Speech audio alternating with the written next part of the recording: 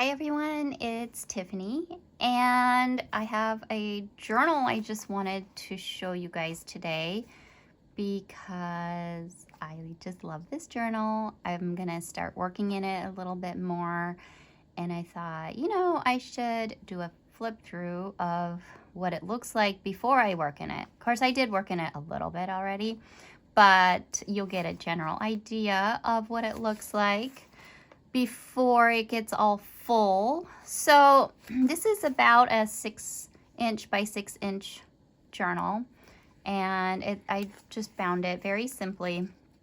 I made this when I visited April Mathis. She goes by A Little Creative Me on Instagram and here, and she distributes Renaissance watercolors, and I met her through there, but she and I have chatted and become friends, and I just got an opportunity to meet her this year, and we planned to make a journal because we just love making books. So anyway, we made this journal together at her house. It was a lot of fun.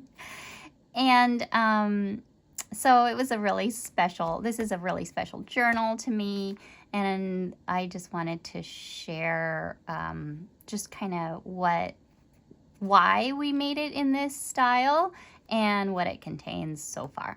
So we both like to quilt. April and I used to be quilters, not together, before we even met, before we were introduced to each other. We were quilters, so we knew we kind of wanted like a patchwork quilt theme for this, and we chose the Friendship Star block because friendship, and then we did a lot of doodling. All of these are hand doodled pieces that some of them I made, some of them April made, so we just kind of made these pages, we copied them, we just threw them all in the middle and picked from there. So that was a lot of fun. So it kind of has like a patchwork look that I love. It's got this crazy all over stitching that I've been enjoying doing in a lot of my journals and zines and stuff lately. I show actually how to do this in a zine class. It's called Zines 3 Ways. And I do that class with two other people, Wendy Solganic and Megan Quinlan. So I've been doing a few collaborations, whether it's a class or just getting together and having fun type of collaborations, which has been awesome. All right, so let me go ahead and flip through this. So this is just canvas cloth, and it has a little bit of like a stitched border around it that you can see better here. So we just do this with our sewing machine. It has this decorative stitch that I love. I love that it kind of peeks out from the front. It's a pretty simple cover to create, and maybe it'll be a future class of mine. I'm not sure yet. Then we found some gorgeous paper. April took me to a shop called, I'm gonna have to look it up. Okay, the shop is called Paper and Ink Arts, and it's near Nashville, Tennessee, and oh my gosh, it is crammed full of awesome goodies, just papers, calligraphy things, just unusual things that you wouldn't find at other art shops, even like Blick. There were a lot of just colored pencil type of stuff, colored pastel pencils, and it's awesome. If you ever get a chance to go visit. You'll spend hours in there, which is what we did. So that was fun, and we found this paper there that coincidentally matched with some of this other paper that we found kind of at a secondhand store. So that was kind of cool. And can't remember if we found this paper. There's a lot of vintage goodies here that we found. This I just had made later on and just stuck in there. There's just some papers that I had left over from things. some vintage. Oh, and I found this map at the second-hand place, and it was a map of Tennessee and Kentucky together, but it had, maybe it's on the other part of this map, it had Nashville on here. Yeah, so it had Nashville, and then it had the town that April is in. So I thought that was kind of cool, just to put a little map of where I went to go visit. I was in Nashville for other reasons, but it was really, I really went to visit April. I could have not gone. My husband had a work trip there. But I was like, oh, you know, I do have a friend there, so I might as well just tag along, and we did, and it was fun. This is a piece of paper that April had. It was like paper that she just had in a pile, and I grabbed it and I put it in my journal. Some vellum, some old ledger paper. I love this envelope. Ooh, the sun is coming out. Okay, this is really nice, but it's gonna be super bright. Okay, that's better. I thought this envelope was really cool because it was long and skinny, and I knew it would go really well in this book. So I have it here. I didn't glue this shut yet because I'm thinking, I don't know yet. I don't know if I want a side pocket or a top pocket. But on this part, I cut a new flap and I made it a top pocket. And, oh, there's a little card with a note of my trip. This cool paper, I think I had this in my stash. It's kind of like a vellum type of paper. So it was odd that I don't typically go with like a turquoise and orange color palette, but this journal turned out that way, and I just decided to go for it and embrace the turquoise and orange, which I do love. Some black paper. This is a little postcard from a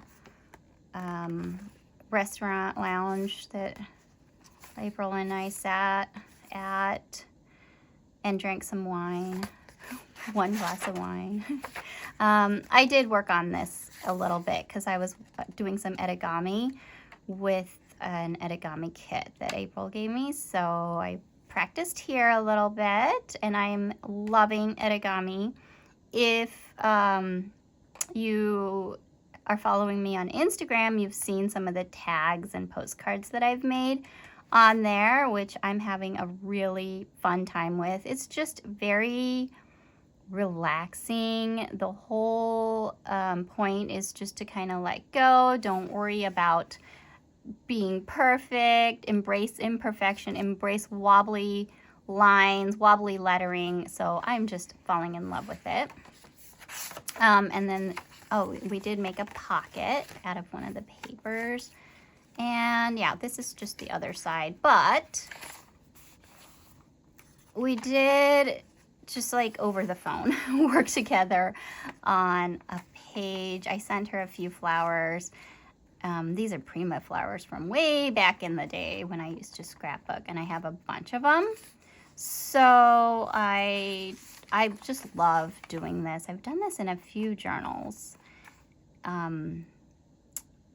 I don't know when I made those journals years ago. And just sticking some of these dimensional flowers on the edges so some of them stick out. I just really love that look, so I decided to incorporate that, and yeah, that's just the rest. So that is my, I think we're calling it Friendship Star Journal or something like that. Friendship Quilt Journal, I don't know. Anyway, I'm horrible with coming up with names, but that's what this journal is. And since I'm showing you a journal, I thought, you know, I do have a series of 3 cute little journals that I'm in the process of making. So I thought maybe I would just give you a quick sneak peek at these and show you how they're coming along. I have made what I like to call winter vibes journals that are exactly this size. And they have like a little sweater. And I made a few of those and sold a few, but I haven't made them recently. But instead, since I found this cool quilt made with, I don't know if they're actual feed sack like fabric or if they are reproductions, but someone had quilted this using these feed sack prints, and I mean, it's hand quilted. So it's not only is it like, it's not quilted like where you actually quilt the sandwich together, the top, the middle, and the bottom, but it is hand pieced. Like every single one of these fabrics was stitched in by hand by somebody, and I found it in a thrift shop. So I was like, this is so special. So I grabbed that and I cut it and I made these beautiful books out of it, which I think is a nice tribute. I know that the person that made this worked really hard on it, and I think it's just special that I can use that and it's not just gonna sit around. So anyway, they're not bound yet, so I'm not gonna open these up or anything. Oh, well, maybe I'll open it up a little bit. So I did add in a little bit of my flower border on some of these too. On, every one of these it's similar on the inside. So I can just give you kind of a sneak peek at, there's some pieces of ribbon, tags, vintage papers. Oh my gosh, this vintage card that I found, and I tore the card so I could get a couple of pieces out of it. There's one piece, and here's the other piece with all this like lace. It's embossed. It is pretty cool. So this ended up being, it's 2 layers thick. So on this side it's 2 pages, but when I bind it on this side, it'll be like a little pocket. So I'm not sure if I'm gonna sew the bottom of that shut, or maybe I'm planning on selling these, so maybe whoever buys this one can just glue it on the bottom, or whatever they want to do with it is fine. So anyway, that's what it looks like now, and I have these buttons that I'll be putting on here. I mean, look at how cute. I'm so happy to be able to use some of these brightly colored buttons. These are all vintage buttons too, so I love playing with that and seeing what will work the best. So I don't know what these will be called. Maybe they'll be called like 50s vibes or spring vibes or vintage. I don't know. We'll see, but these are in the process of being made right now. They'll be in my shop for sale at some point, and if you, I only have 3 of them. I bet they'll sell out extremely quickly. When I usually have, like, I think I usually have about 6 to 8 journals for sale at a time. They usually sell out within hours. So I will send an email out to my newsletter subscribers and give them a head start, and they are the first to know when these hit the shop. And sometimes I'll send out the email and then I'll start loading them into my shop. Like, it's coming in a few minutes, and I'll start loading them into my shop, and then it'll be gone.